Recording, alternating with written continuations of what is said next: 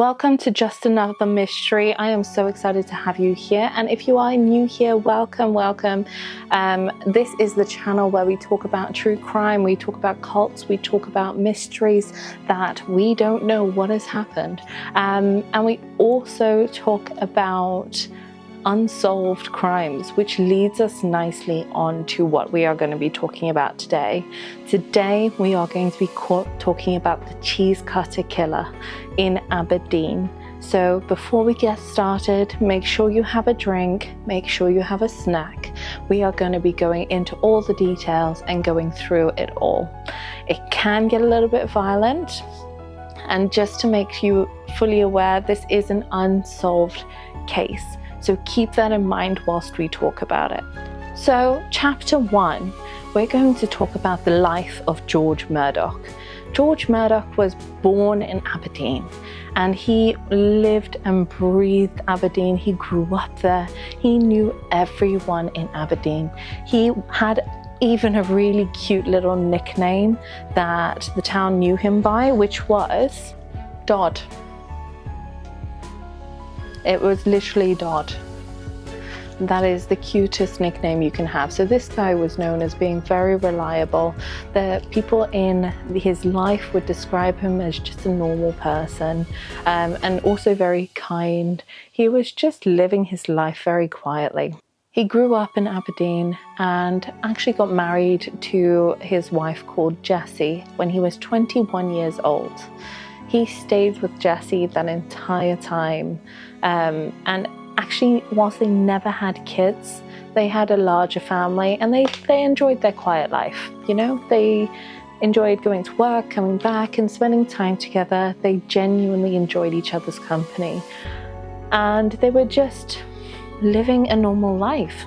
George worked in a factory until the 1970s, where basically a load of redundancies happened. In the UK, there was a lot happening at that time, and a lot of the factories closed. Unfortunately, the factory he was working at also closed.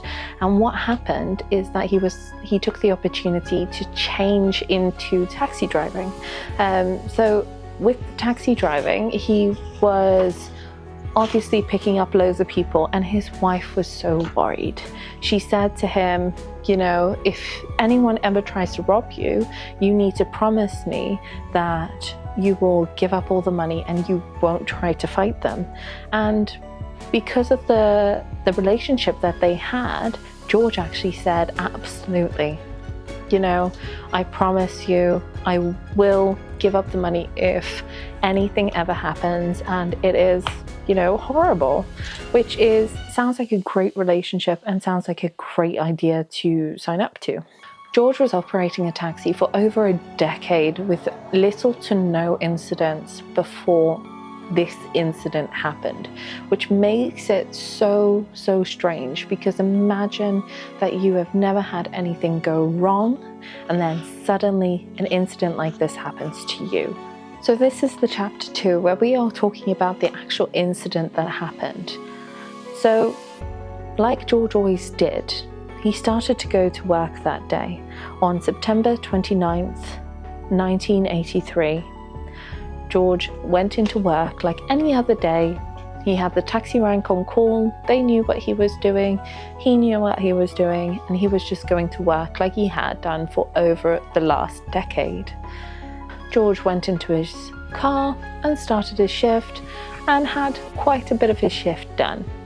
Like most taxi drivers, George worked with a taxi office, and in this office he was able to, you know, call in when he had a booking, but sometimes they would call him and tell him, hey, this person has booked and they live on X Street and they want to go to X Street. So at around 8:35 p.m. in the evening, he actually got someone who stopped him and said, look, I need a cab. They were on the Aberdeen west side, and they told George, look, I really need to get to Coulter Street, and I'm really sorry if you're from Aberdeen and I am pronouncing that completely incorrect, but when he got asked to do that, he said, yep, jump in the cab, don't worry about it, I'll get you there. and then called the office and said to the office, hey, I'm going to drop him off at Coulter Street. Now, this is where it gets really strange, because it should just be a really smooth sailing ride to Coulter Street. But for some reason, George turned down the road to Pitfodle Station Road. And yes, I did have to read that because I kept forgetting it. Don't know why, but I did. I've got like short-term memory with all of that. So yeah.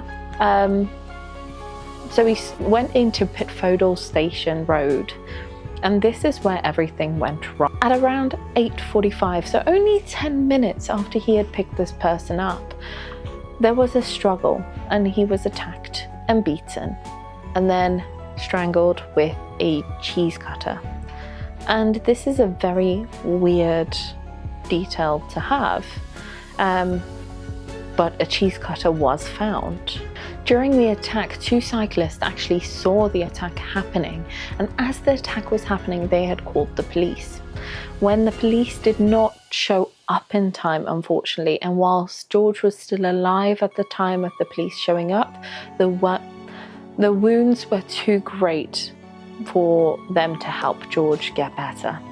And unfortunately, George succumbed to the wounds and died that night.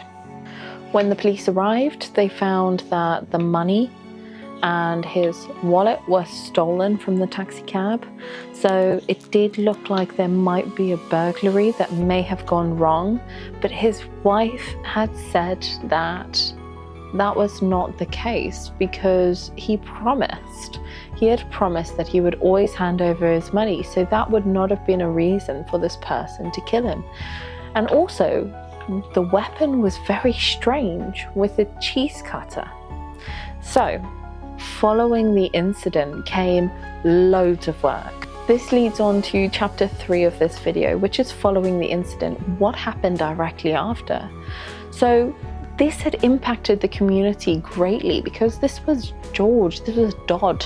He had basically lived a normal life. He hadn't done anything particularly scary or outlandish. It wasn't like he was trouble. He had lived a normal life, and this just made a lot of shock to the community, because who would do this? As it was in the 80s, the tech also wasn't there, so they couldn't do DNA printing, they couldn't do any of this really cool high-tech element stuff that they can do now, where they can find who has done it within, like, I don't know, 10 minutes. I don't know how long DNA testing takes. It probably takes longer than 10 minutes, but you get my point. So all that was left in the investigation was the Cheesewire and the 2 young cyclists who had witnessed this. So it left them with nearly nothing, but cops went to work straight away. And not only were there 30 police officers, dog sniffers, detectives, they were immediately out searching for George. They were immediately out trying to find out if there were any traces there. 10,000 house-to-house visits were made during this period, and they went through knocking on doors trying to see if anyone had seen anything. And out of those 10,000 police house-to-house visits, they had 7,000 statements that were taken. That is a heck of a lot of police work. So they were on it from the get-go. They wanted to find this guy, and they luckily had a specification that someone had seen of an individual that had fled the scene. Throughout this whole investigation, there was a real focus on trying to find the man that matched the description that had fled the scene. Now, this man was described as being in between his 20s and his 30s, so maybe like, I don't know, 27, 28, etc. He was skinny, he had dark hair, 5'7", and there were a lot of tips that came in saying, hey, I think I've seen this dude. I think I've seen him at the supermarket or at the shops or in the forest. And the police were following up on every single one of these leads. But unfortunately, as you already know, this all fell flat. They did not manage to find a culprit. Also, didn't have children. They did have a lot of family that were looking out for them and wanted closure on this case. So they were offering a reward consistently, and they kept upping it until over 40 years later, where in 2024, in September of 2024, this increased to £50,000. This is how much they are paying at the moment if you have evidence to close this case. Now, why am I talking about this case that is unsolved and has gone on since 1983? Over 40 years old as a cold case, and the perpetrator at this point is in their 60s. They have lived their life. Well, in September of 2023, a DNA breakthrough happened, and amazingly, the police were able to get a familial DNA match. Now, this didn't match anyone in the current database. However, they finally have a lead on which family it could belong to and who has similar genetic markers, which narrows down the search massively. Throughout this DNA transformation, this absolutely amazing opening to the case, they have been able to rule out over 1,000 suspects, and now they are also able to get people who could be suspects or have similar DNA to come in and get their DNA matched to prove that they are innocent. So this has massively helped the detectives in this. Not only this, but 2 eyewitnesses have gone on the stand last month for this case, over 40 years later. These are the statements of the 2 young cyclists who saw the attack that night, and now they are no longer young boys, but instead they are adults going to court and have testified just in July 2025 to help this case.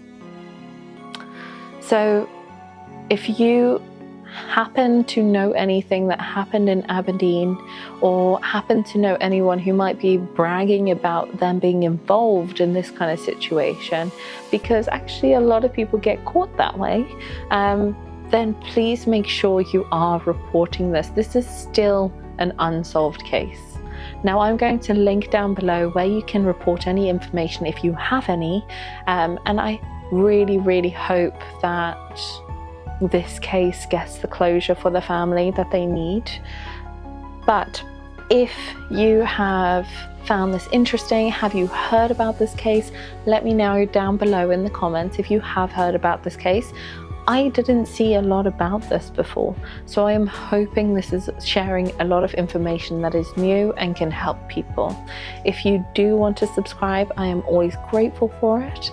And if you want to check out any of my other videos, they should be down below. I do upload weekly, and otherwise I'll see you at the next one.